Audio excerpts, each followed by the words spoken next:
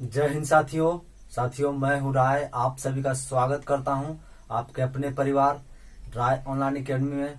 तो आज के इस वीडियो में हम लोग पढ़ने वाले हैं डिटेल रूप से हर्षवर्धन के बारे में कि हर्षवर्धन का क्या उपलब्धि रहा भारत के इतिहास में, अपने साम्राज्य को विकसित बनाने में, अपने साम्राज्य को विस्तारीकरण करने में। हम लोग आज के क्लास में डिटेल रूप से हर्षवर्धन के बारे में पढ़ेंगे। तो हर्षवर्धन हेडिंग में डाल दीजिए हर्षवर्धन के बारे में, है ना। हेडिंग डाल दीजिए हर्षवर्धन।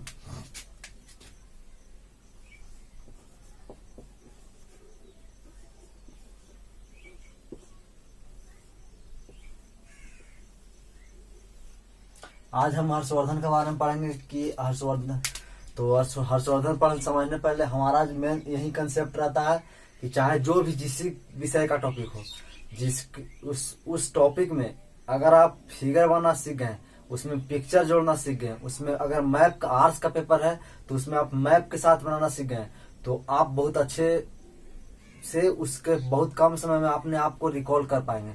तो सबसे पहले एक भारत का नक्शा, इसका हम कहने का तात्पर्य है कि हमारे साथ एक नक्शा बना लीजिए।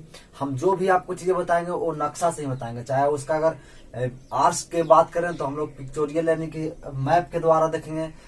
अगर साइंस की बात करेंगे तो साइंस में हम लोग पिक्चोरियल से देखेंगे, यानी किस तरह से कोशिश हमारा यही रहता है कि हम ज्यादा से ज्यादा पिक्चर का यूज करें, ज्यादा से ज्यादा हम चित्र का यूज करें, ज्यादा से ज्यादा हम लोग मैप का यूज करें। तो एक हमारे साथ नक्शा बना लीजिए तो बेहतर रहेगा।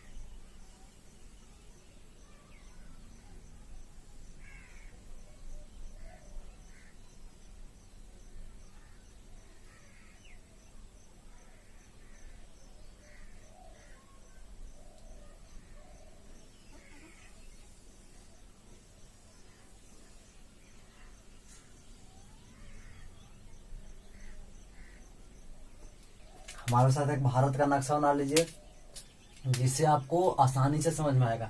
तो एक बैकग्राउंड हम लोग समझ लेते हैं कि हर्षवर्धन के पहले का एक नहीं, इसके जो समकालीन साम्राज्य के बारे में हम लोग देख लेते हैं। तो इधर देखिएगा तो पंजाब एक भारत में भी पंजाब है और पंजाब का एक क्षेत्र पाकिस्तान में। तो जो हर्षवर्धन वंश जो वर्धन वंश था, हर्षवर्धन किस वंश का शासक था? तो वर्धन वंश, उसी को हम लोग पुष्यभूति वंश कहते हैं। तो इसका क्षेत्र की बात करें हम लोग तो इसका क्षेत्र कहाँ था? तो ये पंजाब हरियाणा और दिल्ली का क्षेत्र। कि कौन सा क्षेत्र? पंजाब हरियाणा और दिल्ली का क्षेत्र। और इसमें कौन सा वंश चल रहा था? तो वर्धन वंश। वर्धन वंश। इधर देखें हम लोग तो यूपी के सेक्टर, यानी यूपी में हम लोग देखें तो यूपी और कुछ बिहार का सेक्टर में इधर चल रहा था कौन? मौखरी वंश। कौन सा वंश? मौखरी वंश। ठीक रहेगा बेहतर, मौखरी वंश। इधर देखेंगे हम लोग, इधर मध्य प्रदेश के क्षेत्रों में तो मालवा का क्षेत्र, यानी मालवा। कौन सा क्षेत्र चल रहा था? मालवा। इधर देखेंगे हम लोग तो बंगाल के क्षेत्र में, बंगाल के में कौन सा वंश चल रहा था? तो गौड़ वंश। कौन सा वंश? गौड़ वंश। ये सब चीजें हैं जो आपको पिछले क्लास में बता दी गई थी, फिर भी आप एक बार मेरे साथ सुन लीजिए। इधर देखें दक्षिण भारत में हम लोग देखेंगे तो आपका कर्नाटक और महाराष्ट्र के क्षेत्र में कौन सा चल रहा था? तो राष्ट्रकूट से पहले कौन सा? इधर चालुक्य। कौन सा? चालुक्य। इधर चालुक्य। इधर देखेंगे इधर के क्षेत्र में हम लोग तो इधर कौन था? पल्लव। कौन था? पल्लव, है ना। ये सब चीज सारे आपको जो और से बीच में जो देख रहे हैं, बीच में बहुत सारे वंश का था, लेकिन हम लोग को जानकारी इतिहास में उन जो वंश को जो विलुप्त है, मतलब नगन के बराबर हम लोग को हिस्ट्री में टॉपिक दिया गया है, तो उसको हम लोग डिटेल रूप से नहीं पढ़ना। बाकी मालवा के साथ साथ गौर के साथ साथ मौखरी, ये सब हर्षवर्धन यानी जो डीपली है जो पढ़ा दिया गया था। जो दक्षिण भारत का आप देख रहे हैं, तो दक्षिण भारत का भी हम लोग नेक्स्ट देखेंगे इसके बाद। तो मेन रूप से हम लोग को पढ़ना क्या, वर्धन वंश। और वर्धन वंश ने अपनी राजधानी कहाँ बनाया, तो एक हरियाणा का क्षेत्र है, उसका नाम क्या है, थानेश्वर। कहाँ क्षेत्र, थानेश्वर।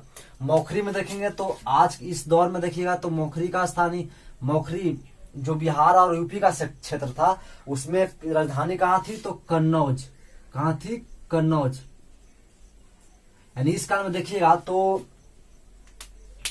हर्षवर्धन, यानी हर्षवर्धन के काल में, गुप्त काल में ही देखिएगा तो गुप्त काल से ही जो पाटलिपुत्र शहर के बारे में आप पिछले क्लास में पढ़ा था, प्राचीन काल में यानी प्राचीन इतिहास में, तो आपने देखा कि किस तरह से सबसे ज्यादा अगर कोई शक्तिशाली साम्राज्य को विकसा तो आपका पाटलिपुत्र शहर ही। और आपको पता होगा कि अजय आपका मेगास्थनीज ने उल्लेख भी किया पाटलिपुत्र शहर के बारे में, जब आया था चंद्रगुप्त मौर्य के समय, तो उसने बताया था कि उसने जो पाटलिपुत्र शहर है उसका तुलना किया था सुस्सा, है ना, कहाँ से, मेसोपोटामिया, यानी कि ये मध्य एशिया का एक बहुत बड़े उस यानी कि उस काल यानी समकालीन यानी उस काल के सबसे बड़ा एक बड़ा साम्राज्य, बड़ा शहर था जो सबसे विकसित तरीके से था, तो उसका नाम क्या था, सुस्सा। और इससे भी कहा था मेगास्थनीज ने कहा था कि जो पाटलिपुत्र शहर है उसका जो जो दिखावट है, मतलब दिखने जो दर्शनीय रूप है, वो सुस्सा के भी ज्यादा से, यानी कि यहाँ ऐशो आराम की जिंदगी एकदम खूब आराम से लोग यहाँ बिताते हैं। तो नहीं पाटलिपुत्र की स्थिति देखिएगा तो मौर्य काल या मौर्योत्तर काल में काफी उत्कृष्ट रहा, मतलब बढ़ चढ़ कर रहा। लेकिन क्या ऐसा कारण है यानी गुप्त काल में कि गुप्त काल के बाद पाटलिपुत्र शहर का स्थिति खराब होता चला गया, और अंततः इस काल में देखिएगा तो पाटलिपुत्र का स्थिति एकदम, पाटलिपुत्र गांव बन गया है, मतलब पाटलिपुत्र शहर नहीं रहा, अब गांव बन गया। ये क्या मुख्य कारण है, अगर आप इसको अगर बीपीएससी मेंस दीजिएगा तो ये सब चीजें लिखनी पड़ती है। तो इसमें देखिए क्या करना आपको, तो देखिए आपको पता होगा कि गुप्त काल में सामंती प्रथा बहुत चरम सीमा पर था, मतलब सामंती प्रथा था।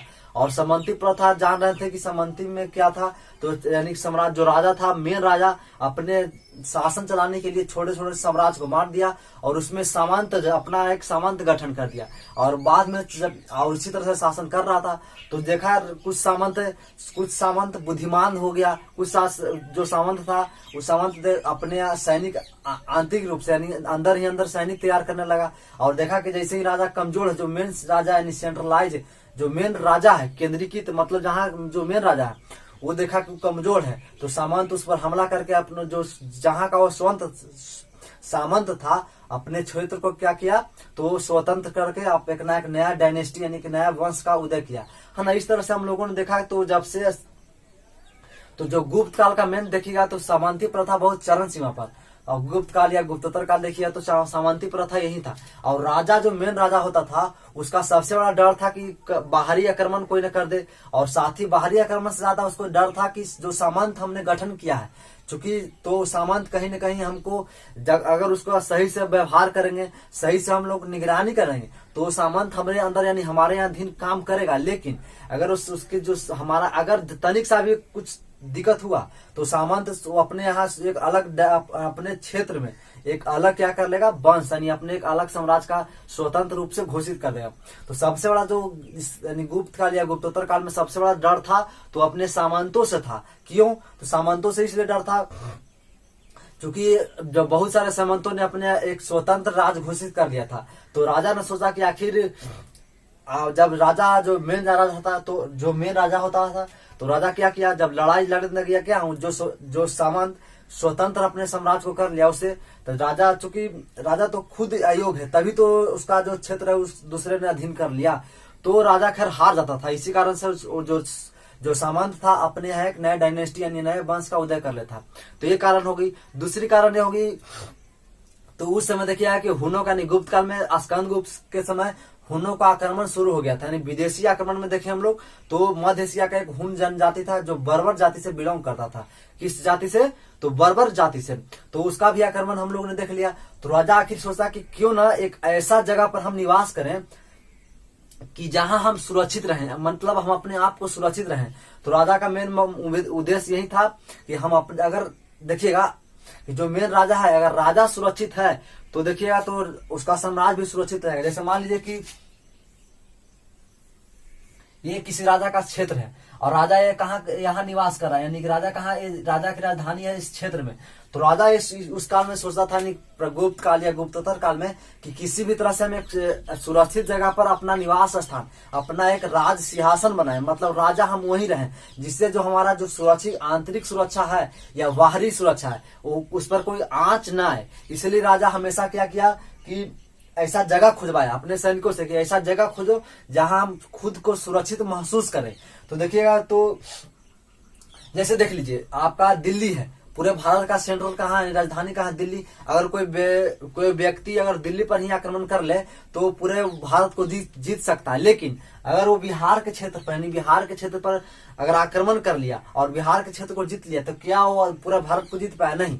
तो मेन उस समय ही जो विदेशी आक्रमण या कोई अंध जो आक्रमण करता था, उनका मेन उद्देश्य था कि किसी भी तरह से राजधानी को हमला कर राजधानी को जीत लें। जब राजधानी को जीत लेंगे तो उसके पूरे साम्राज्य को हम लोग जीत लेंगे। लेकिन है ना, तो राजा ये सोचा था कि अगर राजधानी को सबसे बड़ा बचाना उस समय, यानी गुप्त काल या गुप्तोत्तर काल में राजधानी को बचाना सबसे बड़ी बात हो गई थी। तो राजा ने सोचा कि क्यों न एक प्रॉपर जगह जहां हम सुरक्षित महसूस करें। तो प्रॉपर जगह कहाँ हो सकता है बताइए? क्या खाली मैदान में या पहाड़ी क्षेत्र में? बताइए कमेंट में करके, कमेंट में डालिए कि पहाड़ी क्षेत्र पर हम लोग सुरक्षित ज्यादा महसूस करेंगे या फिर मैदानी क्षेत्र पर, यानी फील्ड में या पहाड़ी एरिया पर। कमेंट में जरूर बताइएगा। तो देखिए मैदानी क्षेत्र में रहेगा तो कोई भी हमला करके तुरंत जीत सकता है, लेकिन मैदानी पहाड़ी एरिया में ज्यादातर जो सैनिक है उसको सैनिक चढ़ने में कठिनाई होगा, घोड़ा को चढ़ने में कठिनाई होगा, हाथी को चढ़ने में दिक्कत होगा, है ना, इस तरह से होगा। और साथ ही जो राजा होता था उसने पहाड़ में अपने अंदर गुफा क्या बनाना था, गुफा, और उसी गुफा यानी गुफा कह लीजिए या किला कह लीजिए, किला बनाकर स्वयं उसमें निवास करता था, वहां राज दरबार चलाता था, जिससे अगर कोई भी आक्रमण बाहरी आए तो बाहरी आक्रमण चूंकि पहले तो उसको चढ़ने में दिक्कत होगा, चूंकि पहाड़ पर चढ़ नहीं पाएगा, और कोई अगर व्यक्ति नीचे से लड़ाई करे और कोई व्यक्ति ऊपर से, तो उसको तीर चलाने में, नहीं जो लड़ाई करने में राजा को आसानी होती थी और राजा जीत जाता था। तो सबसे बड़ा फायदा यही हुआ कि राजा ने अपना निवास स्थान कहाँ बनाया, तो पहाड़ी एरिया में। और आपको पता होगा कि जो बिहार देख रहे हैं पाटलिपुत्र, जो पटना है, पहाड़ी एरिया न के बराबर थी। इसलिए राजा ने सोचा क्यों न एक वैसा जगह को यानी चयन किया जाए जहां हम अपने आप को सुरक्षित रहें। और इसी के जो पाटली देख रहे हैं कनौज, यानी उत्तर प्रदेश का कनौज में ही राजा ने क्या किया, अपने आप को, पहाड़ी एरिया है तो वहां अपने राजा ने अपना यहाँ निवास स्थान बना लिया, अपना साम्राज्य को वहां राजधानी बना लिया। तो देखिएगा इस काल में, गुप्त या गुप्तोत्तर काल में प्रश्न आएगा कि किस काल से गुप्त पाटलिपुत्र शहर की स्थिति खराब होती जा रही थी, तो गुप्त काल से, यानी गुप्त काल से ही ये आपका खत्म हुआ था। हर्षवर्धन के दरबार में एक चीनी यात्री आया था, उसका नाम क्या था, ह्वेन-सांग। क्या नाम था, ह्वेन-सांग। और ह्वेन-सांग ने भी अपने वृत्तांत में यानी एक पुस्तक की रचना किया, उसका नाम क्या है, यू ची की। क्या नाम है पुस्तक की रचना, यू ची की। और उसी पुस्तक में का उल्लेख किया है कि पाटलिपुत्र शहर एक गांव बन गया था, है ना। जो पाटलिपुत्र का शहर इसके पहले यानी प्राचीन काल में बहुत बड़ा एक विस्तार यानी विशाल साम्राज्य के साथ विशाल शहर का विकसित हुआ, वो एक गांव बन गया था। तो डिटेल रूप से हम लोग इसके बारे में देखेंगे। तो यहाँ तक कंसेप्ट क्लियर हो जाना चाहिए कि पाटलिपुत्र इस समय गांव क्यों बन गया। तो जो राजा था वो अपने आप को यहाँ रहना ही नहीं चाहता था। तो बताइए अगर राजा, अगर मान लीजिए अगर बिहार, अगर देख लीजिए बिहार में अगर कोई राजा अगर राजधानी बनाएगा, भारत की राजधानी बिहार रहेगा, तो बिहार में तो क्या बिहार विकसित होगा कि नहीं होगा, जरूर होगा, ये लॉजिक सी बात है। तो अगर राजधानी अगर बिहार में बनाएगा तो बिहार विकसित होगा, अगर दिल्ली में बनाएगा तो विकसित है नहीं, दिल्ली विकसित है ही, आप जान ही रहे। तो यही कारण है। तो जो राजा है, जो मेन राजा नहीं, भारत का राजधानी है दिल्ली, तो जितना भी नेता है, चाहे जो भी नेता हो, सब उसका मेन मकसद होता है कि दिल्ली को किसी तरह से स्वच्छ बनाए, दिल्ली को सबसे बेहतर बनाया जाए, है ना। बिहार को लोग वैल्यू भी नहीं देता, लेकिन उसको पता नहीं है कि सबसे ज्यादा भारत में आयुष देने वाला कौन है, बिहार है। सबसे ज्यादा IITian देने वाला कौन है, बिहार है। सबसे ज्यादा बुद्धिमान अगर हम लोग देखें तो बिहार है। सबसे ज्यादा अगर मेहनती व्यक्ति कौन है तो बिहार है। लेबर यानी लेबोरियस मेहनती बिहारी लोग का मतलब, भले आज के दौर में हम लोग दूसरे प्रदेश में जाते हैं बिहारी लोग, तो हम लोग का वैल्यू ना दिया जाए, लेकिन उसका एक उसको भूलना नहीं चाहिए कि अगर किसको जो राज है, जैसे महाराष्ट्र हो गया या अन्य प्रदेश हो गया, तो उसको विकसित बनाने में, नहीं विकसित बनाने में बिहारियों का ही योगदान है। अगर बिहारी वहां शासन करने सॉरी वहां अगर काम करने न जाए तो समझ सकते हैं कि क्या स्थिति रहेगा किसका, महाराष्ट्र या दूसरे शहरों का। लेकिन देखे हो कि गुजरात से कभी गुजरात से बिहारी को भगाया जा रहा है, कभी महाराष्ट्र भगाया जाता है। तो ये सब चीजें देखिए, क्षेत्रवाद का भावना अगर आपके अंदर है तो ये आप कभी भी विकास नहीं कर सकते हैं, है ना। अपने अंदर से एक और केवल देश प्रेम को जगाइए। हम लोग अखंड भारत देखना चाहते हैं। हम लोग क्या देखना चाहते हैं? अखंड भारत। जिस तरह से हम लोग प्राचीन काल में देखा कि पूरा भारत, पूरा पाकिस्तान, पूरा अफगानिस्तान, पूरा कुछ ईरान का क्षेत्र, बांग्लादेश, नेपाल, श्रीलंका, म्यांमार, भूटान, ये सब जितने भी क्षेत्र देख रहे हैं सब भारत का ही अंग था। लेकिन प्राचीन काल में ये लोग अलग हो गए। तो हम लोग का एक उद्देश्य है कि एक अखंड भारत देखना चाहते हैं, है ना। तो चलिए हम लोग आज मूल रूप से हम लोग हर्षवर्धन के बारे में पढ़ना चाहते हैं। तो एक फटाफट इसको नक्शा बना लीजिए जिससे आपको बेहतर से बेहतर समझ में आ जाएगी। तो नक्शा बना लीजिए, उसके बाद हम लोग क्लास को आगे बढ़ाते हैं।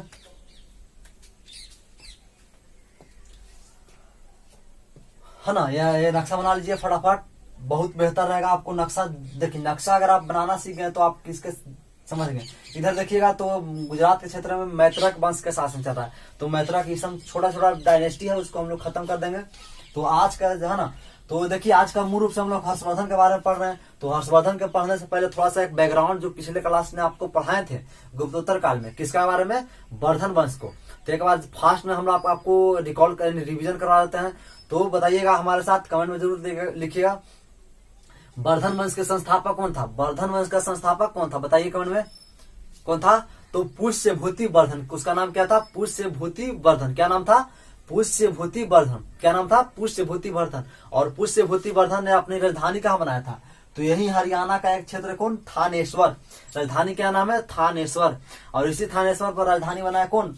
पुष्यभूति वर्धन। किसने बनाया राजधानी? पुष्यभूति वर्धन, है ना। ये हो गई। उसके बाद देखेंगे तो पुष्यभूति वर्धन ने अपनी राजधानी बनाया कहाँ?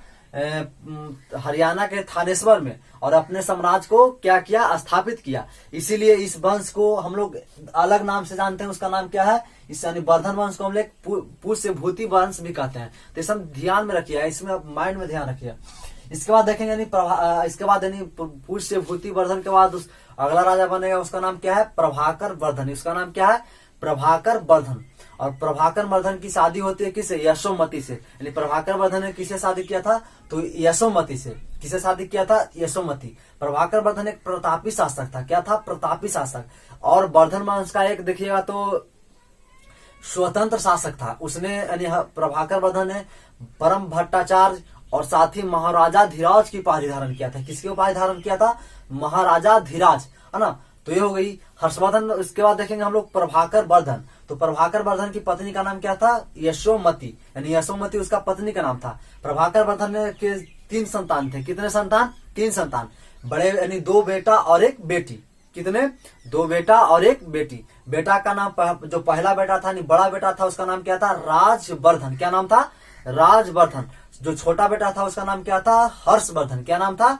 हर्षवर्धन। और जो बेटी थी यानी इकलौती बेटिया थी, इसका यानी प्रभाकर वर्धन का इकलौती बेटिया थी, उसका नाम क्या था? राजश्री। क्या नाम था? राजश्री।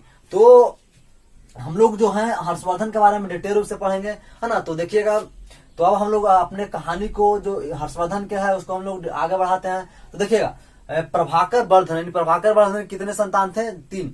जब प्रभाकर वर्धन राजा बना तो इसकी राजधानी कहाँ थी? तो थानेश्वर। तो प्रभाकर वर्धन राजा बना। तो जब बेटा और बेटी जब जवान होने लगा, तो जवान होने के बाद हर पिता का सपना होता है कि हमारा जो बेटी है वो उच्च घर में जाए, यानी हमसे उच्च वर्ग में जाए, हमसे ऊंचे घराने में जाए। क्या जाए? हमसे ऊंचे। जैसे देखिए अगर कोई व्यक्ति अगर किसान है तो उसका ये सपना होता है कि हमारा जो बेटी है वो एक बिजनेस नौकरी के, यानी जो हमारा जो दामाद हो नौकरी करने वाला, सरकारी नौकरी करने वाला या बिजनेस करने वाला हो या फिर जो चीज करने वाला हो, लेकिन अपने आप से एक ऊंचा सोचता है। जैसे अगर आप विधायक अगर देखिएगा तो विधायक अपनी बेटी की शादी सोचता है कि किसी तरह से मंत्री से हो जाए तो हो जाए, नहीं अगर हो जाए तो अपने ऊंचे यानी आयुष से करवाना चाहता है। और हो ही जाता है ना। चूंकि विधायक है, सांसद है, उस समय अपनी बेटिया को शादी करवा देता है। तो खैर वो अलग हुई। यानी हर पिता का, हमारा समझाने का मेन उद्देश्य ये है कि हर एक पिता का एक सपना होता है ना। यानी जब उनका बेटी अगर जन्म ही लेता है तब से उन लोग अपना पैसा इकट्ठा करने लगते हैं। किस लिए? तो दहेज के रूप में तो अलग बात है। दहेज प्रथा एक भारत का हिंदू धर्म में कुरीतियां हैं, इसका हम लोग इग्नोर नहीं कर सकते हैं। लेकिन इसके बाद भी चूंकि अब शादी वगैरह करना है तो उसमें बहुत सारे फंक्शन वगैरह करना है, तो उसमें भी खर्चा होगा। तो जो पिता है, जब बच्ची जब जन्म ले लेती है उसी समय से जो पैसा है यानी जो उसका इकट्ठा करना शुरू कर देते हैं। तो सबसे बड़ा लोग आजकल बोझ बन गया है। बेटियों को बोझ नहीं समझना चाहिए, पिता को भी हम लोग गार्जियन को भी कहना चाहते हैं। देखिए स्त्रियां जो बेटियां हैं बोझ नहीं है, लेकिन हाँ बेटियों को भी एक समझना चाहिए कि हमने आज तक जो कुरीतियां हैं कि दहेज से ही विवाह करेंगे, ऐसा नहीं। अपने आप एक गोल को फिक्स कीजिए और अपने गोल को जब अचीव कर लीजिएगा तब सबसे बड़ा जो भार है, लोग ये कह रहे हैं कि बेटियां पिता का भार होता है, वो सबसे बड़ा भार को आप कम हटा सकते हैं। अगर आप अपने लाइफ में सक्सेस हो जाइएगा तो अपने आप से स्वेच्छा से अपने क्या कर सकते हैं, आपका शादी भी अच्छे घर में होगा, आपका आप जो जिसको से चाहेंगे इच्छा से भी शादी कर सकते हैं। लेकिन आजकल क्या हो गया कि लड़की प्यार 22 साल का लड़का लड़की, देखिए 22 से 25 साल 18 साल से शुरू होता है। लड़का लड़की क्या करना चाहता है ना, प्यार के फेर में उस नहीं करना चाहिए। बाबू हम हमेशा कहते हैं प्यार नहीं, अगर आपको प्यार सच्चा में करना है तो आप अपने जीवन में सक्सेस हो जाइए। सक्सेस होने के बाद जब आप सक्सेस खुद हो जाइएगा तो आप खुद प्यार को इग्नोर कर दीजिएगा। आज आप जिसको पीछे पूरे समय बर्बाद कर रहे हैं, लेकिन अगर आप सक्सेस हो जाइए पूरा समय आपके लोग आपको आकर्षण का केंद्र बिंदु बना लेंगे। हर लोग आपको चाहेंगे कि इस व्यक्ति से ये आयुष बन गया या आई है सरकारी नौकरी ले लिया तो हम इनसे शादी करेंगे, है ना। तो इस सब चीजों से दूर रहिए। अगर आप प्यार अगर करना ही है तो अपने जीवन में जो आपका जो गोल है, गोल को पहले ले लीजिए ना। उसके बाद देखिएगा तुरंत आपके साथ जिसको जो आपको भाव नहीं दे रहा था वो ही व्यक्ति आपको भाव देने लगेगा। तो ध्यान रखिएगा। तो ये प्रभाकर वर्धन जब राजा बना तो उसकी बेटी हर पिता का सपना था। अभी तो देखा ही हम लोग। तो इधर देखिए यानी इस काल में यानी गुप्तोत्तर काल में सबसे बड़ा साम्राज्य के रूप में विकसित हुआ कौन? कन्नौज यानी मौखरी वंश। क्या मौखरी वंश इस समय बहुत बड़ा साम्राज्य का अपने क्षेत्र का विस्तार कर लिया था। साथ ही मौखरी वंश का पूरे भारत भर में मतलब कह सकते हैं क्या कि प्रचार सा कि सबसे बड़ा अगर शक्तिशाली राजा था कौन? कन्नौज। तो हर सब लोग का जो अलग अलग जो वंश देखना है, मौखरी वंश, मालवा, गौर, वर्धन, यानी सभी वंश का एक मेन उद्देश्य था कि किसी तरह से हम कन्नौज को मौखरी वंश से हम दोस्ती कर लें, है ना। और इसी आपको पता होगा कि यानी मौखरी, कन्नौज और गौड़ से हमेशा ये लोग का लड़ाई चलता रहता था। क्योंकि इसका बॉर्डर लाइन है तो हमेशा मौखरी वंश के साथ साथ कभी मालवा के हम क्षेत्रों पर हमला करके क्षेत्रों को जी जाते, कभी गौड़ यानी गौड़ वंश के क्षेत्रों पर हमला करके जी जाते। इसलिए मालवा और गौड़ हमेशा इन लोगों से यानी कन्नौज यानी मौखरी वंश से हमेशा ये दुखी रहता था, मतलब इनका विरोध रहता था। चूंकि तो ये होगी तो वर्धन वंश ने जब प्रभाकर वर्धन ने वर का तलाश शुरू कर दिया तो देखा कि हम उतना दूर खोजने जा रहे हैं तो ये हमारे बगल में ही है कौन? ग्रह वर्मा, यानी मौखरी वंश का एक राजा है कौन? ग्रह वर्मा। जो क्या यानी जो प्रभाकर वर्धन की बिटिया का नाम क्या है? राजश्री। राजश्री का विवाह किससे करवा देता है? तो मौखरी वंश के शासक ग्रह वर्मा के साथ। किससे करवा देता है? मौखरी वंश के शासक ग्रह वर्मा के साथ। तो इस सब को देखिए यहाँ ये लोग यानी कि मालवा और गौर पहले से विरोध कर रहा था किसको? कन्नौज यानी मौखरी वंश को।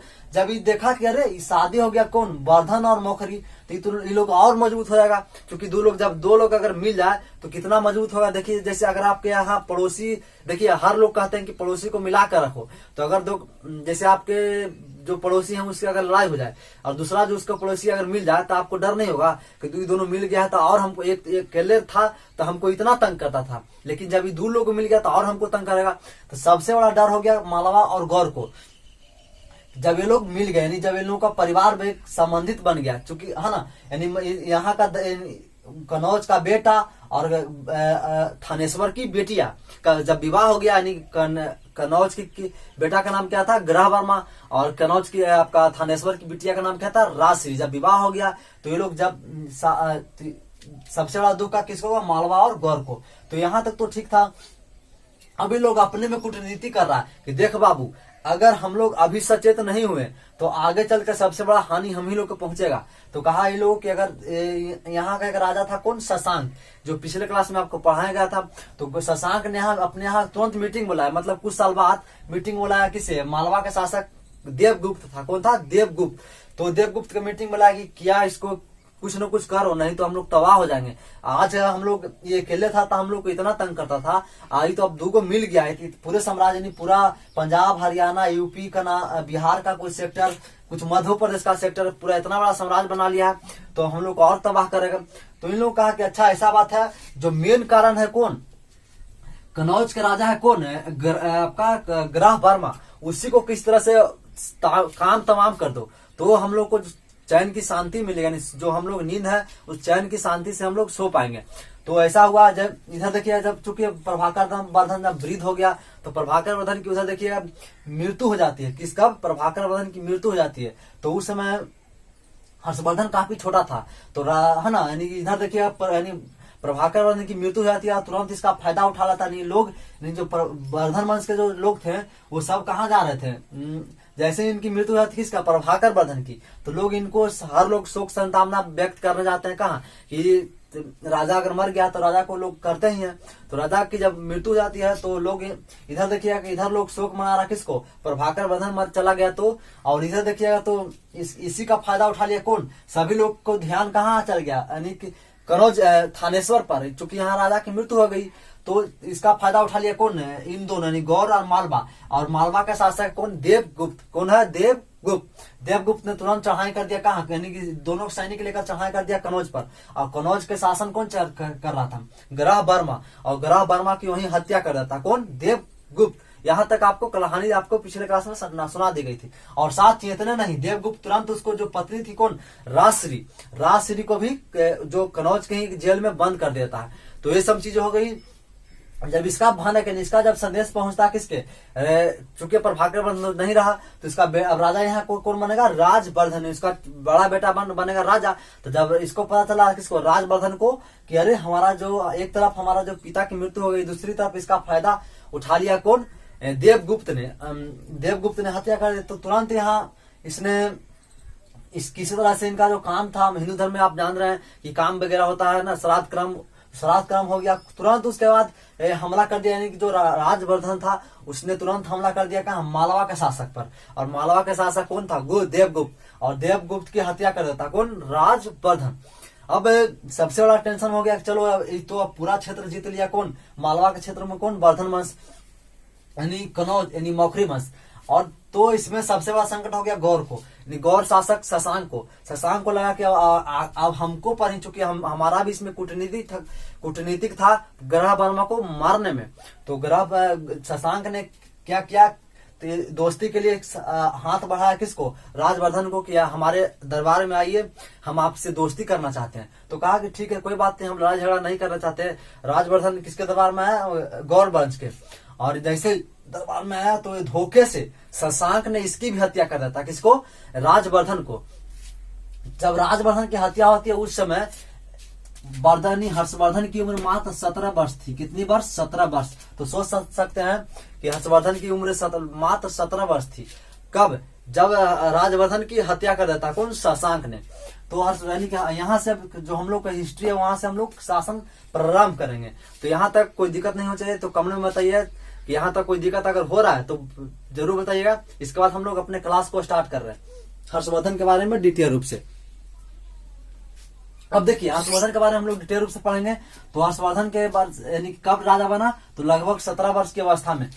ये 606 ईस्वी में। कब बना, 606 ईस्वी। हर्षवर्धन राजा कब बना, 606 ईस्वी।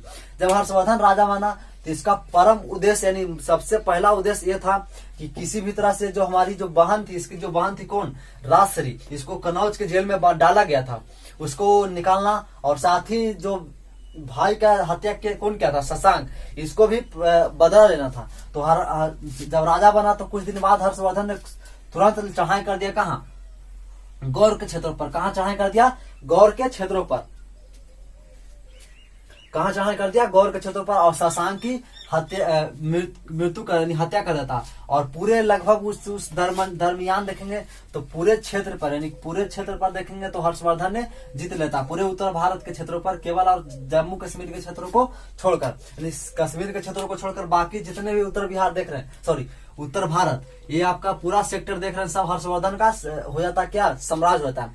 तो यहाँ तक तो ठीक ठाक चल रहा था, किसका, हर्षवर्धन का। अब जैसे ही हर्षवर्धन ने जीत लिया किसको, शशांक को, तो शशांक को जीत लिया, तो हर्षवर्धन जब लौटा कहाँ, अपने साम्राज्य लौट रहा था कहाँ, आपका थानेश्वर। तो इसका एक ममेरा भाई था, उसका नाम क्या था, भांडी। हर्षवर्धन के ममेरे भाई का नाम क्या था, भांडी। और भांडी ने क्या क्या संदेश, इसको क्या सूचना दिया कि जो राजश्री है, राजश्री जेल से भागकर कहाँ जा रही है, विंध्य पर्वत की ओर। विंध्य पर्वत की ओर किस लिए जा रही है, तो सती होने के लिए, क्योंकि इनका जो देख रहे हैं कौन है, राजश्री थी, काफी डिप्रेशन में आ गई थी। एक तरफ देखिएगा उसका पिता का मृत्यु हो जाती है प्रभाकर वर्धन की, दूसरी तरफ उसका पति को मार दिया जाता है, पति के साथ उसका भाई का, नहीं एक ही परिवार में तीन लोगों का हत्या देखकर राजश्री डिप्रेशन में आती है, और एक खुद को एक निर्णय लेती है कि हम अब जिंदगी जीने से अच्छा है कि मर जाए।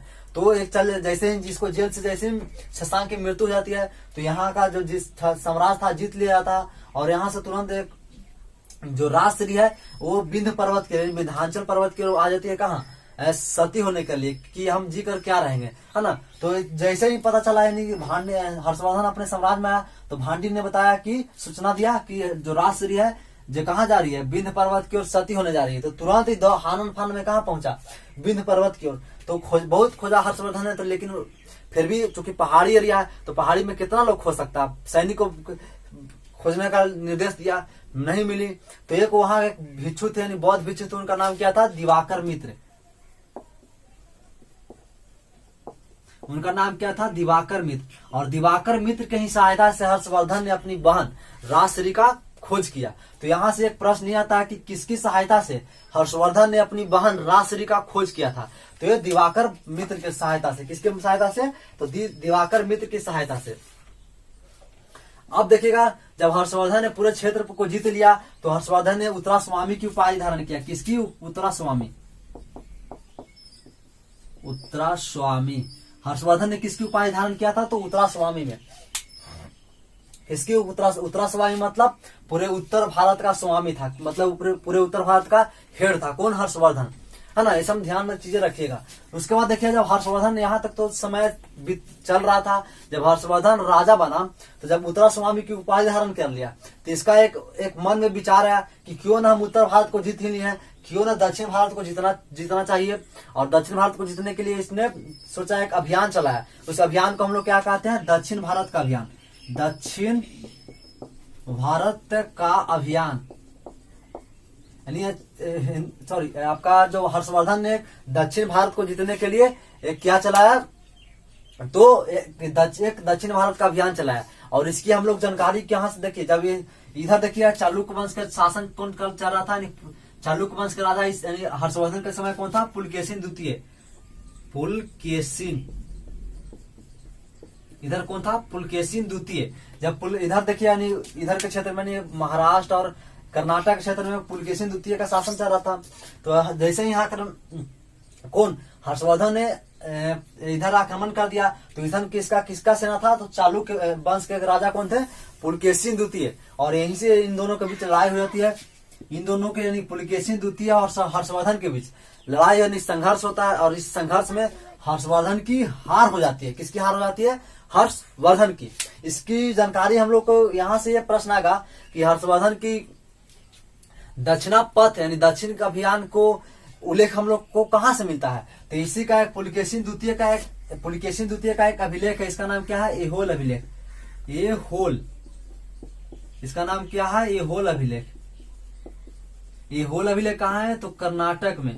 कहाँ है, कर्नाटक में। ये ध्यान में चीजें रखिएगा।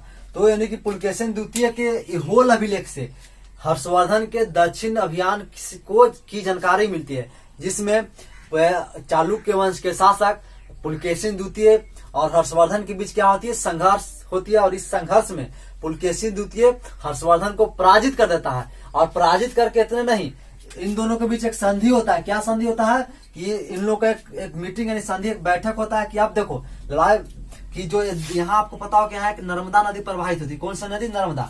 तो इन दोनों का एक संधि होता है और संधि में निर्णय लिया जाता है कि नर्मदा नदी के उत्तर में जितने जो क्षेत्र हैं वो हर्षवर्धन के क्षेत्र यानी हर्षवर्धन का साम्राज्य होगा। और दक्षिण भारत में देखिएगा नर्मदा नदी के दक्षिण में ये सब किसका साम्राज्य होगा? पुलकेशिन द्वितीय का। इधर पल्लव तो चल ही रहा था। तो ये सब चीजें यानी कि इसके ऐहोल अभिलेख में बताया गया है कि इसमें बॉर्डर लाइन बनाया गया किसका? नर्मदा नदी को है कोई। अब देखिएगा तो मेन रूप से यहाँ से ये प्रश्न आती है ऐहोल अभिलेख के बारे में कि ऐहोल अभिलेख तो किसकी है? तो पुलकेशिन द्वितीय का। इसकी रचना किसने किया था? इसकी रचना किया था, इसका नाम क्या था? रविकृति। क्या नाम था? रविकृति। इसके जो ऐहोल अभिलेख की रचना किसने किया था? रविकृति। ये राजकवि था किसका? पुलकेशिन द्वितीय का। ये पुलकेशिन द्वितीय का क्या था? राजकवि। ये राजकवि इतना विद्वान, संस्कृत का विद्वान व्यक्ति था। इन्होंने इसी ऐहोल अभिलेख में अपने आप की तुलना, रविकृति ने अपने आप की तुलना किससे किया है? तो संस्कृत के विद्वान आपको कौन है? कालिदास। और एक विद्वान कौन है? भारवी।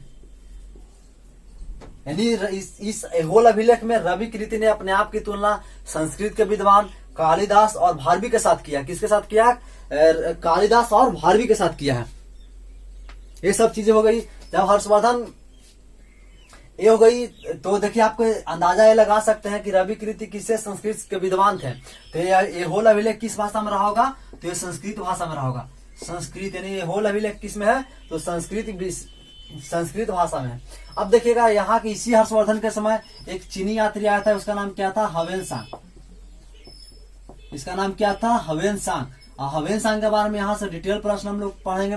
तो हर्षवर्धन का यानी हवेनसांग कहाँ का निवासी था? तो ये चीनी यात्री था। कहाँ का था? चीनी यात्री। ये किसके समय आया था? तो हर्षवर्धन के समय आया था। यानी हर्षवर्धन के समय कौन सा यात्री आया था भारत में? तो हवेनसांग। याद करने के लिए आपको ट्रिक बताते हैं। हास्य हर्षवर्धन और हास्य हवेनसांग। हास्य हर्षवर्धन और हास्य हवेनसांग, ये ध्यान रखिए। फाहियान के बारे में बताइए। फाहियान किसके समय आया था? तो चंद्रगुप्त द्वितीय के समय। किसके समय आया था? तो चंद्रगुप्त द्वितीय के समय। ये सब चीजें ध्यान रखिए। यहां से हो गई हर्षवर्धन। हवेनसांग का मूल नाम हम लोग देखेंगे, जिसका नाम था चयांग कवांग। इसका चयांग कवांग। चूंकि ये मुस्लिम है, सॉरी चीनी यात्री है, चीनी यात्री का आप नाम ही आपको बता सकते हैं इन लोगों का। च्यांग कियांग घिंग झुंग, मतलब बर्तन उठाओ और बर्तन पटक दो और उससे जो आवाज निकले वही चाइना के लोगों का नाम रख दिया जाता है। हम लोग का चूंकि इंडिया का नहीं ना है कि रहेगा से आपका कौन सा नाम है?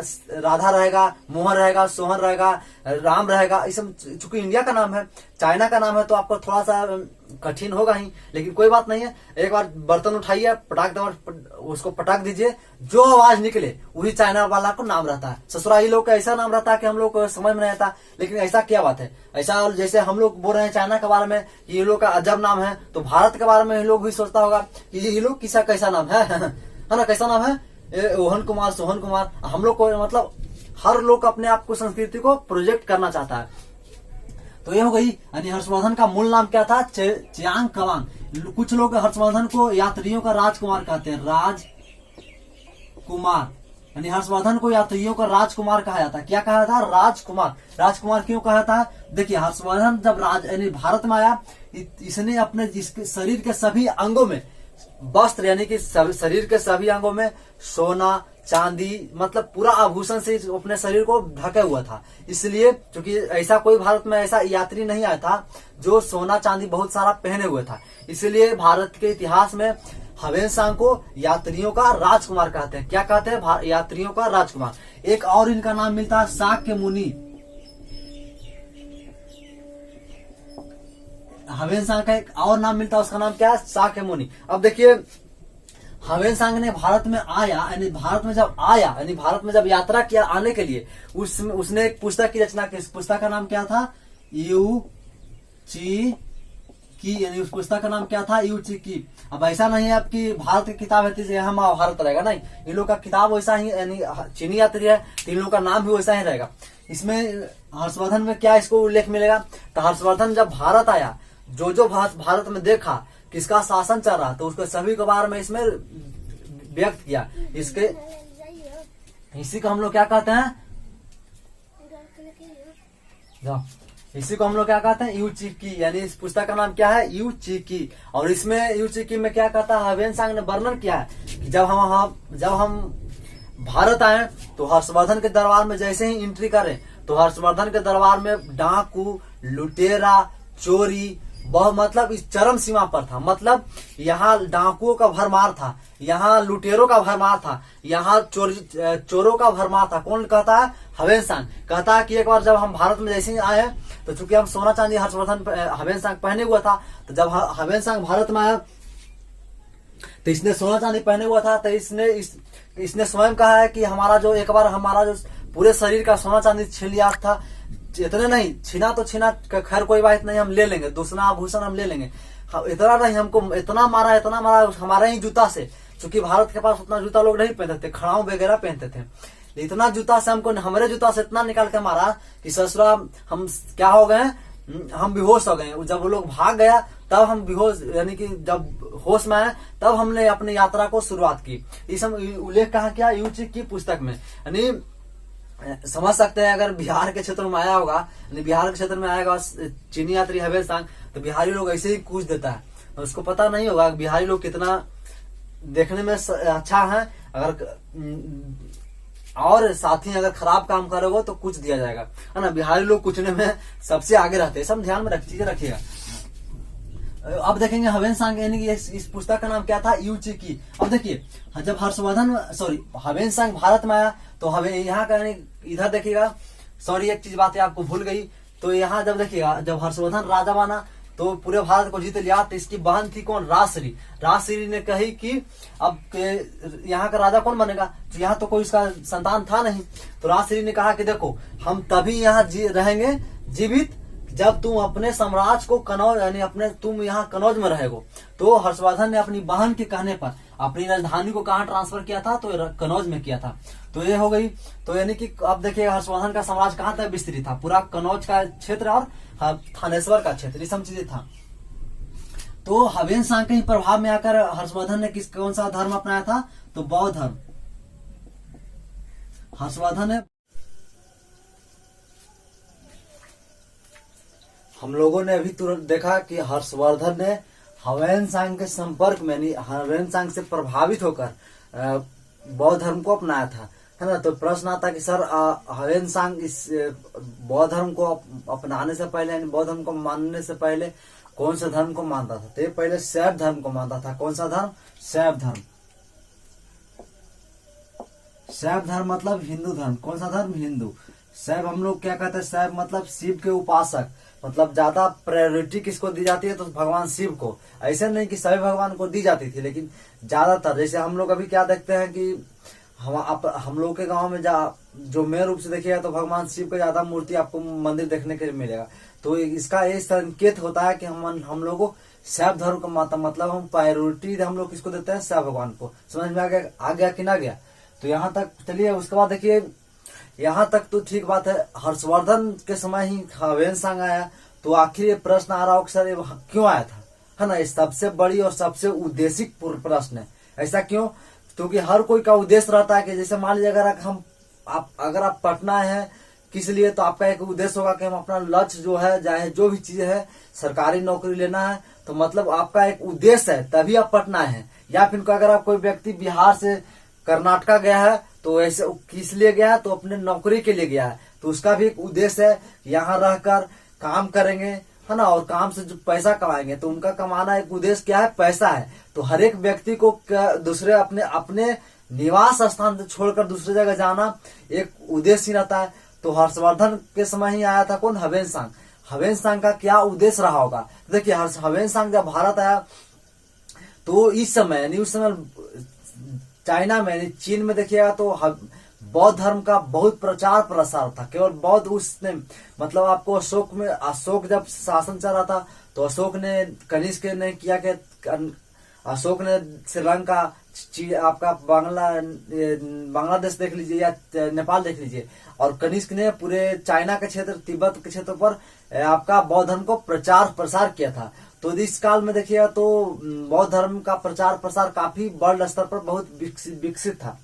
तो जब ह्वेनसांग आया भारत में तो इसने सबसे बड़ा उस समय, यानी उस समय देखिएगा तो सबसे बड़ा एक विश्वविद्यालय था, प्राचीन विश्वविद्यालय आपका नालंदा। प्राचीन विश्वविद्यालय की बात करें तो तक्षशिला था, लेकिन नालंदा यूनिवर्सिटी उस समय बौद्ध धर्म के लिए काफी विख्यात था। तो नालंदा यूनिवर्सिटी में पढ़ने के लिए आया था। कौन? नालंदा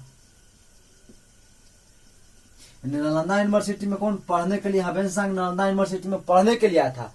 केवल एक ऐसा एक व्यक्ति यानी चाइना यात्री ऐसा सुरा कि पढ़ने तो आया तो ठीक है, यहाँ तक तो ठीक था, चलो कोई बात नहीं है। इसीलिए कहते हैं कि भारत एक विश्व गुरु है ना। आज जैसे हम लोग अगर मेडिकल का तैयारी करना है तो दूसरे देश में जाते हैं, इंजीनियरिंग की तैयारी करना हो तो दूसरे देश में जाते हैं, है ना। यानी कि दूसरे देश में हम लोग जाकर पढ़ते हैं। लेकिन ये दुर्भाग्य हम लोग का है कि आज हम लोग को विश्व गुरु नहीं कहला रहे हैं। लेकिन एक समय था कि हम लोग विश्व गुरु कहलाते थे। जैसे देखो, अगर चाइना का आज हम लोग को औकात दिखा रहा है कि चाइना हम अपने बड़े विकसित हैं, इसका एक कुछ औकात है जी।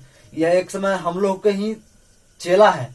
आज प्राचीन काल में हम लोग उसे पढ़ लिख के भले ही आगे बढ़ गया, वो अलग बात है। हम लोग को जो मुस्लिम आक्रमणकारी और अंग्रेजों के कारण हम लोग को जो हम लोग का संस्कृति था, जो हम लोग को जो शिक्षा व्यवस्था था, वो चौपट हो गया।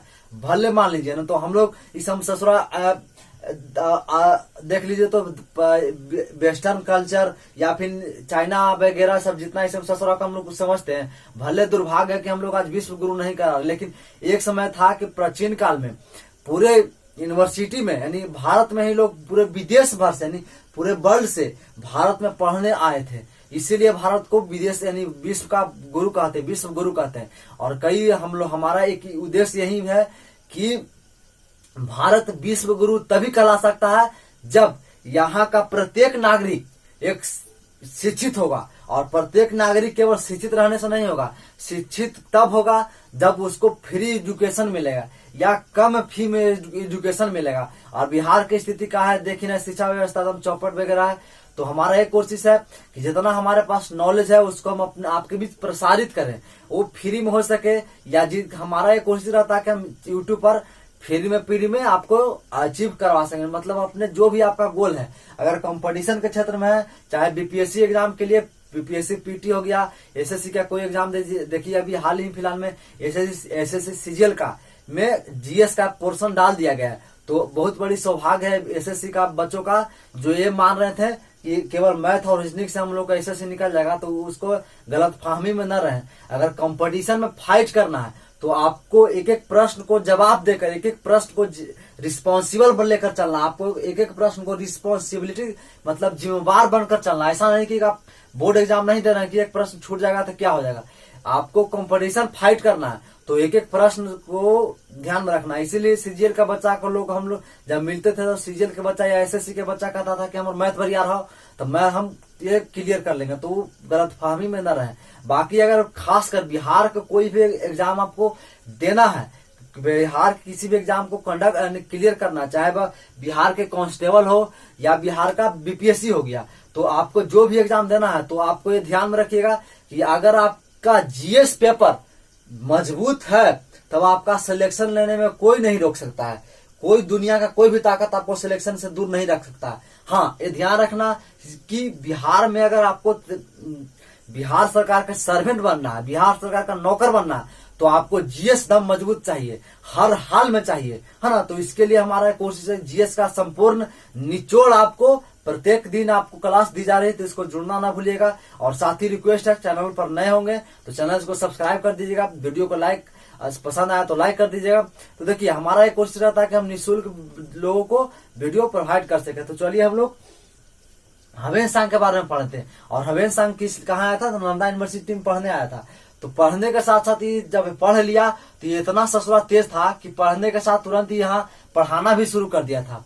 ऐसा ही व्यक्ति था, यानी कि कितना एक विद्वान व्यक्ति रहा हुआ ह्वेनसांग कि जिस यूनिवर्सिटी में यानी जिस विश्वविद्यालय में पढ़ा उसी विश्वविद्यालय का आज गुरु है। कितना सौभाग्य रहेगा आज हम लोग, अगर जिस विद्यालय में अगर कोई बच्चा कोई लड़का या लड़की अगर एक जिस स्कूल से पढ़ ले और उसी स्कूल में अतिथि के रूप में जाए तो कितना सौभाग्य रहता है, कितना लोग उसको प्रशंसा करते हैं। ये सबसे बड़ी भाग है और इसका कोई बड़ा महत्व नहीं है, केवल और केवल एक कलम का ही ताकत है, एक शिक्षा का। इसीलिए डॉक्टर भीमराव अंबेडकर ने कहे थे कि शिक्षा उस शेरनी का दूध है जो पिएगा वो दहाड़ेगा।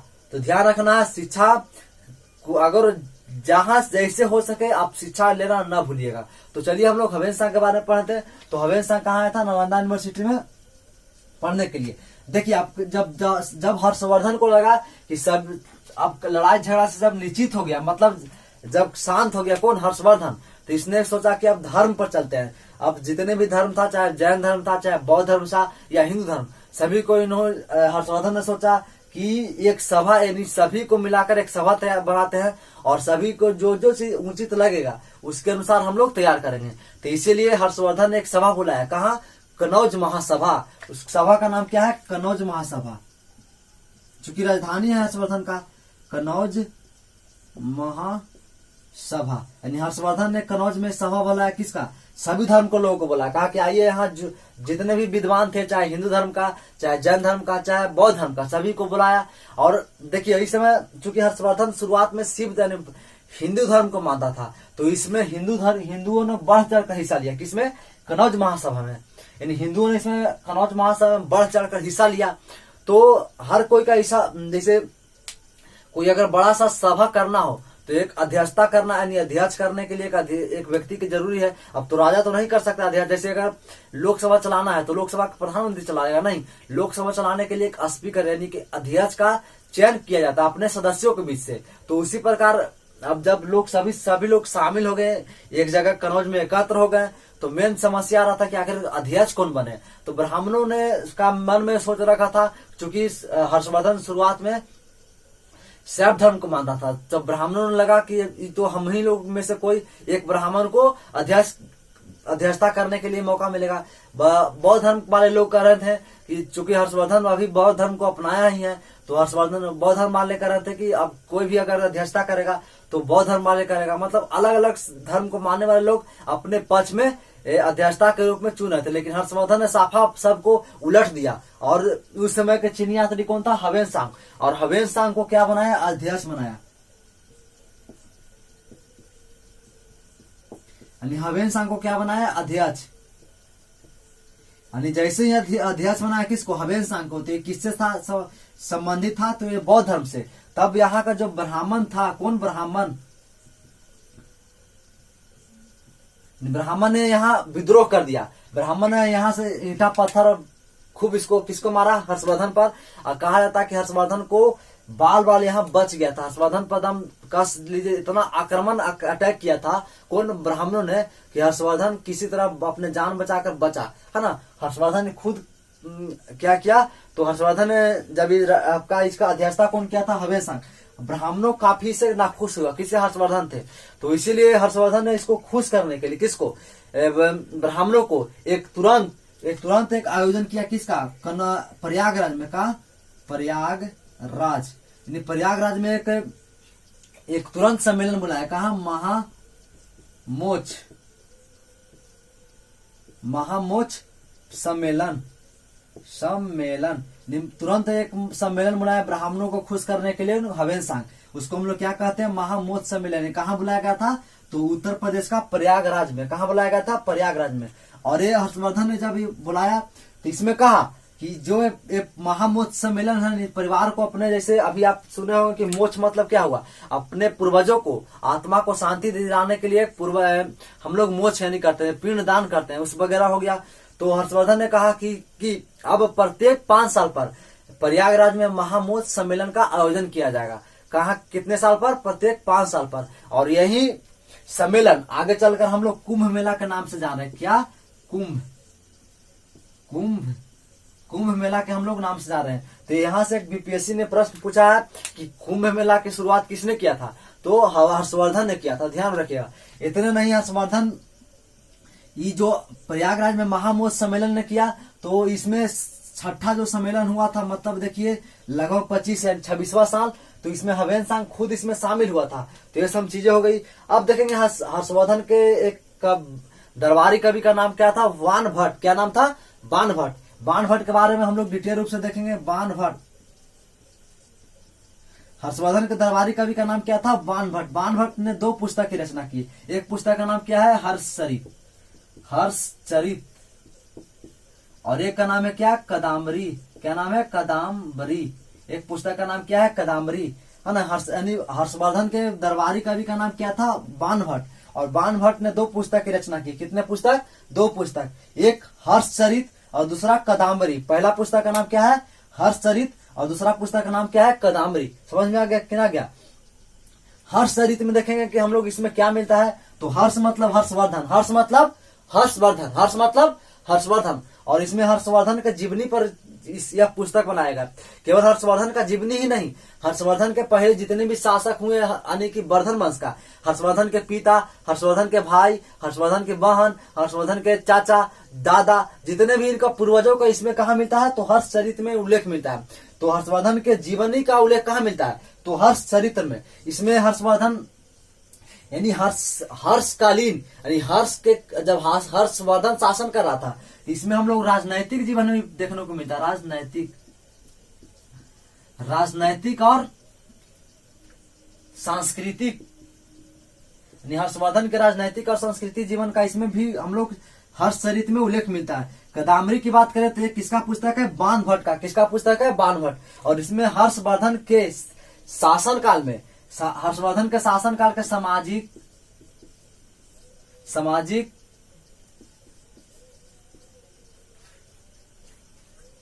और धार्मिक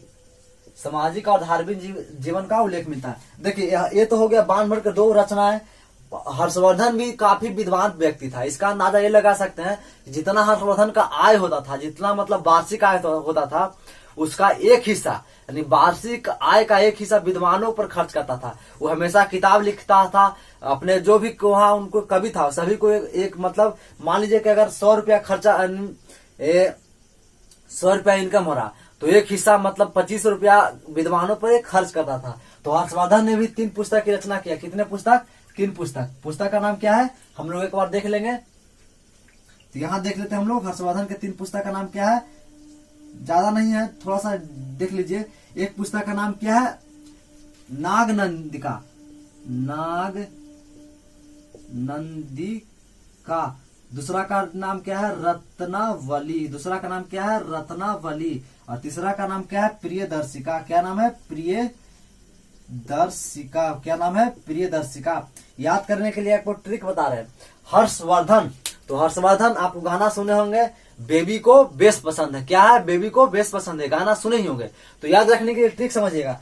नाग को रत्न पसंद है। देखिए यहाँ नाग को रत्न पसंद है, नाग को रत्न पसंद है। नाग मतलब नागनंदिका, रत्न मतलब रत्नावली, और पसंद के मतलब हम लोग प्रिय कहते हैं। शुद्ध भाषा में हम लोग कहते हैं कि ये लड़का अगर ये पसंद है तो इसको हम कहते हैं हमारा प्रिय व्यक्ति है। तो हम लोग क्या हुआ, यानी नाग को रत्न पसंद है, ये ध्यान रखिएगा।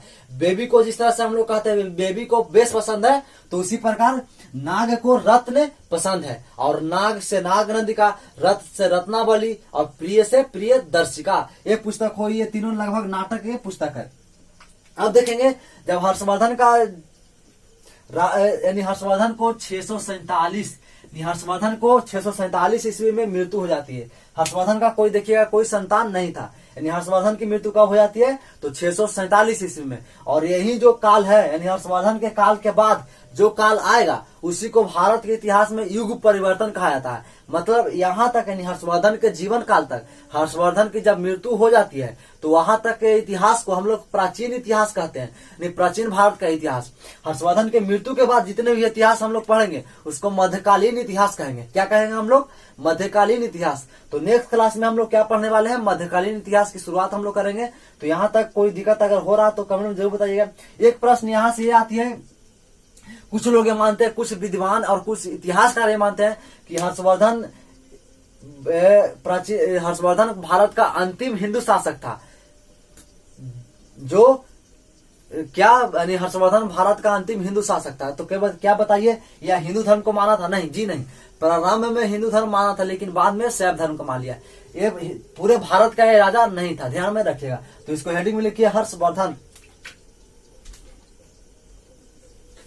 हर्षवर्धन, पॉइंट करके लिखिए, लिखिए हर्षवर्धन, हर्षवर्धन लिखिए। हर्षवर्धन के बड़े भाई, सॉरी इसको नहीं लिखिए, लिखिए पॉइंट करके। राजवर्धन की मृत्यु के बाद, राजवर्धन की मृत्यु के बाद लगभग 17 वर्ष की अवस्था में, लगभग 17 वर्ष की अवस्था में 606 ईस्वी में, 606 ईस्वी में हर्षवर्धन ने थानेश्वर का राजा बना, थानेश्वर का राजा बना, थानेश्वर का राजा बना। लिखिए अगला पॉइंट करके, लिखिए हर्षवर्धन ने राजा बनते ही, हर्षवर्धन ने राजा बनते ही अपने भाई के हत्यारे शशांक को पराजित किया, अपने भाई के हत्यारे शशांक को पराजित किया तथा लगभग उत्तर भारत के सभी क्षेत्रों को, तथा लगभग उत्तर भारत के सभी क्षेत्रों को जीतकर उत्तरास्वामी की उपाधि धारण किया, उत्तरास्वामी की उपाधि धारण किया, उत्तरास्वामी की उपाधि धारण किया। लिखिए, लिखिए अगला पॉइंट करके। हर्षवर्धन की बहन करावास से निकलकर विंध्य पर्वत की ओर भाग गई, विंध्य पर्वत की ओर सती होने के लिए भाग गई थी, विंध्य पर्वत की ओर सती होने के लिए भाग गई थी, जिसकी सूचना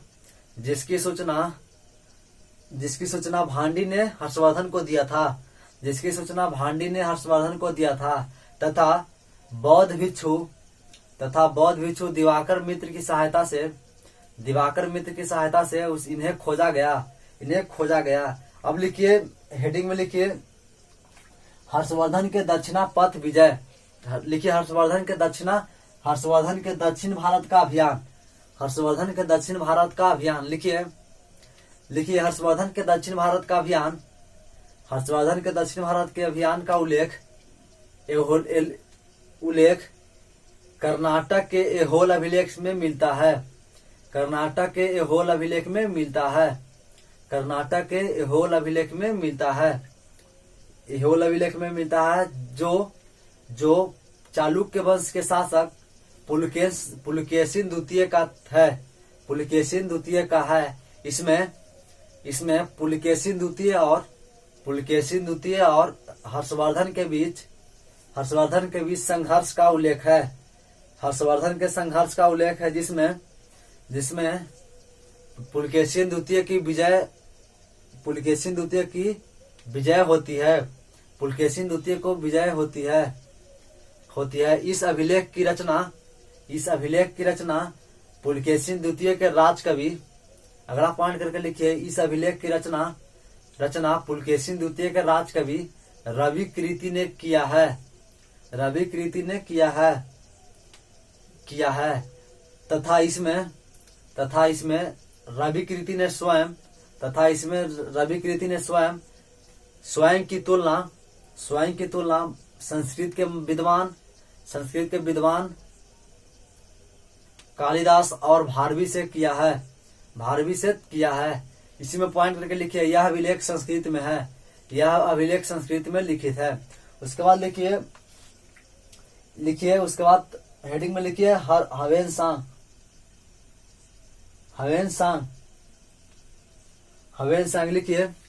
लिखिए हवेनसांग का मूल नाम चियांग कवांग था तथा इसका अन्य नाम यात्रियों का राजकुमार और शाक्य मुनि कहा जाता है, लिखिए इसमें पॉइंट करके हवेनसांग ने यूची की पुस्तक की रचना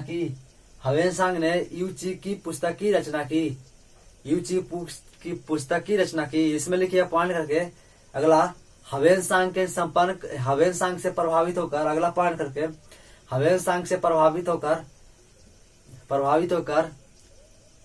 हर्षवर्धन ने जो पहले शैव धर्म को मानता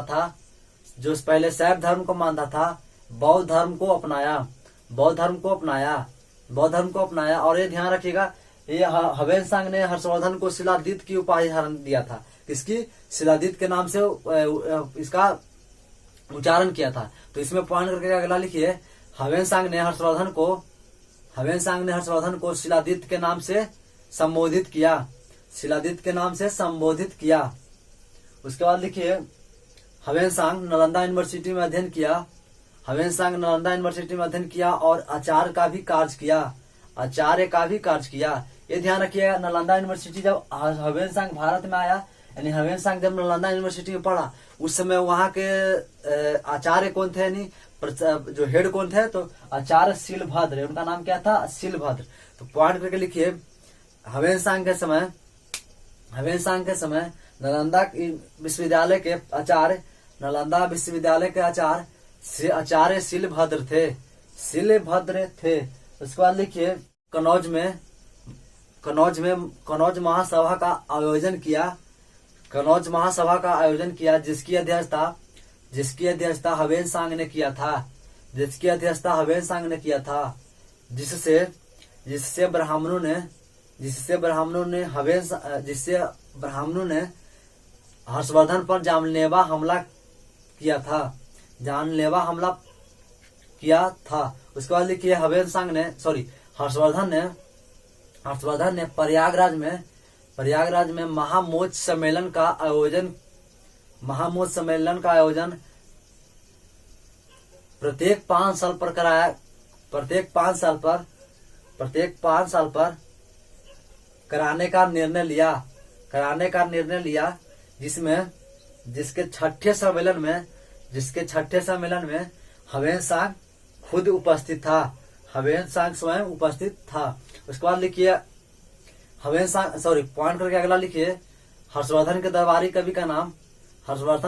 कवि का नाम बाणभट्ट था। बाणभट्ट का निम्न रचना है। पहला लिखिए हर्षचरित और डैश देके लिखिए, इसमें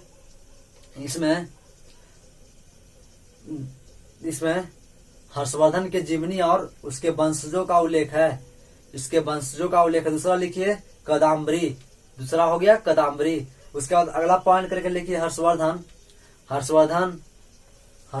ने 3 पुस्तक की रचना की। पहला नागनंदिका, दूसरा रत्नावली और तीसरा प्रियदर्शिका।